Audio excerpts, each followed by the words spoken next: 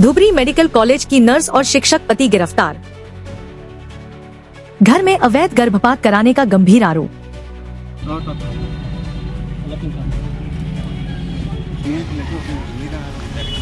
Dhubri medical college अस्पताल में कार्यरत नर्स हबीबा यास्मीन और उनके शिक्षक पति मुस्ताफिजुर रहमान को धुबरी पुलिस ने अवैध गर्भपात के गंभीर आरोप में गिरफ्तार किया है। आरोप है कि हबीबा यास्मीन स्वयं को स्त्री एवं प्रसूति रोग विशेषज्ञ बताकर अपने घर में ही अवैध रूप से गर्भपात करवाती थी। इस पूरे कथित अवैध कारोबार में उनके पति भी सहयोग करते थे। मामले ने उस समय गंभीर रूप ले लिया जब धुबरी के टोपपारा क्षेत्र की एक गर्भवती महिला की कथित अवैध गर्भपात के दौरान मौत हो गई। मृतका के पति हजरत अली ने धुबरी सदर थाना में शिकायत दर्ज कराई। शिकायत के आधार पर पुलिस ने मामला संख्या 262/2026 दर्ज करते हुए आरोपी दंपति को गिरफ्तार कर लिया। धुबरी के वरिष्ठ पुलिस अधीक्षक ने स्वयं मामले की निगरानी करते हुए कहा है कि प्रारंभिक जांच में इस पूरे प्रकरण के पीछे एक कई गिरोह के शामिल होने की आशंका है। इसी कारण पुलिस हर पहलू की गहराई से जांच कर रही है।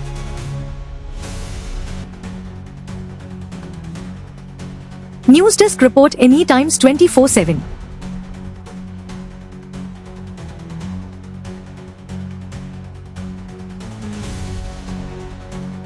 নিজৰ ঘৰতে এটা সৰু সুৰা হেৰি চলাই থকা বুলি আমি গম পাইছিলোঁ। আগতো আমাৰ খবৰ আছিলে হস্পিটেলত অলপ এনেকুৱা ধৰণৰ চলি থাকে, কিছুমান তাত টাউটছ থাকে, ব্ৰকাৰ থাকে।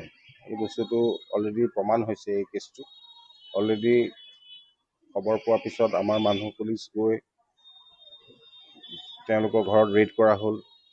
তাত বহুত ধৰণৰ বস্তু পোৱা গৈছে। তাত আপোনাৰ এচেছৰিজ বা এনেকুৱা ইনষ্ট্ৰুমেণ্টছ যিবিলাক মানে ইউজ হয় বেমাৰ আজাৰত, এনেকুৱা পোৱা গৈছে। এতিয়াতো খুব ইনিচিয়েল ষ্টেজত আছে বস্তুটো। মই তাকে নিজে এবাৰ চাই গ'লোহি। এইটো পিছতহে একচুৱেলি কি হৈছে আমি ক'ব পাৰিম। এতিয়ালৈকেতো চলি আছে গ্ৰেপ্তাৰ প্ৰচেছটো এতিয়ালৈকে। হয় জানো, শিক্ষক হয়।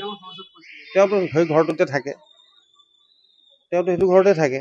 তেতিয়া সহযোগটো নকৰা বুলিতো কোনো প্ৰশ্নই নাথাকে। যদি এটা ঘৰত থাকে আৰু এইবোৰ হৈ থাকে, তেওঁ যদি শিক্ষক হৈ যদি এই বস্তুটো তেওঁ তেতিয়া মানা কৰিব লাগিছিল বা আমাক জনাব লাগিছিল বা হেল্থ অথৰিটিক জনাব লাগিছিল। সেইটোতো জনোৱা নাই।